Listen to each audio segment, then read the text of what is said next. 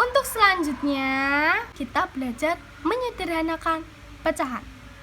Menyederhanakan pecahan itu berarti mengubah pecahan. Mengubah pecahan seperti apa? Mengubah pecahan menjadi pecahan senilai yang paling sederhana. Bagaimana caranya ya? Nah, caranya adalah dengan membagi pembilang dan penyebut dengan bilangan yang sama, sehingga keduanya tidak dapat dibagi lagi. Inti dari menyederhanakan pecahan adalah pembilang dan penyebut dibagi dengan bilangan yang sama. Pembagiannya sampai kapan? Dibaginya sampai pecahan tersebut tidak dapat dibagi lagi. Kata kuncinya berarti dibagi dengan bilangan sama hingga tidak dapat dibagi lagi. Itu kata kuncinya. Kata kuncinya apa? Pembilang penyebut dibagi dengan bilangan yang sama sampai tidak dapat dibagi lagi. Jika pembilang dan penyebut masih bisa sama-sama dibagi dengan bilangan yang sama, maka pecahan tersebut belum sederhana. Karena kata kunci pecahan yang sederhana adalah pecahan yang tidak dapat dibagi lagi. Diingat-ingat ya. Contoh, ada sebuah nilai pecahan yaitu 20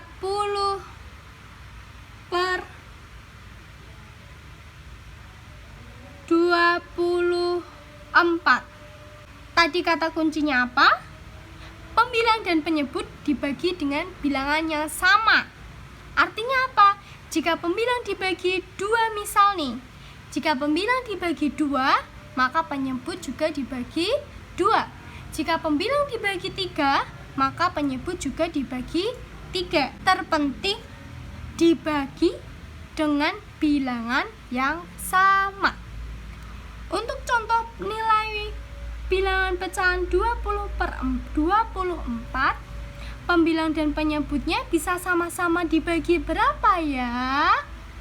Kita misalkan dulu dari angka yang terkecil, yaitu 2. Apakah 20 dan 24 sama-sama bisa dibagi dengan 2? Bisa atau tidak? Ya, bisa. 20 dibagi 2, 24 dibagi 2 sama dengan 20 dibagi 2 berapa? 10. Jangan lupa 24 dibagi 2, 12.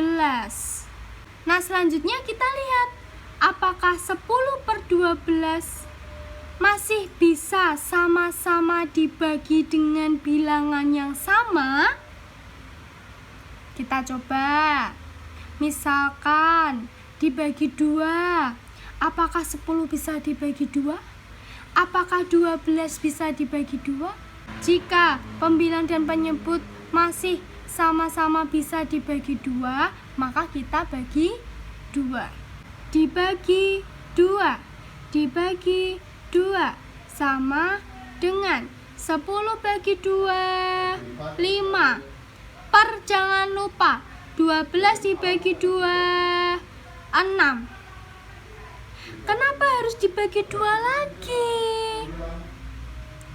Nah, ingat tadi kata kuncinya apa jika menyederhanakan pecahan?